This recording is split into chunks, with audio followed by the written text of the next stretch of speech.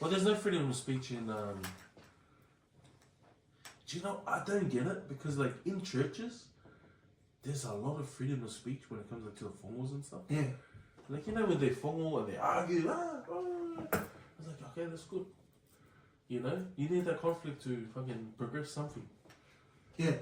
Yeah. They do it in church, and if I say, like, you think I'm joking, but the ones that break off, they go to AOG. I don't disagree with you. Do you know what I mean? I just don't want to say it. It's the way out. Like, the AOG people. The reason why I laughed when you that... said that, because I agree, guys. Yeah, that's what I'm trying to tell you. I was trying to say it, but like, you know. But I'm saying, like, yeah, like, do you know what I mean? I know what you mean. The AOGs are the ones that run away from like those situations. Stop saying this. I agree. No, but like, you know.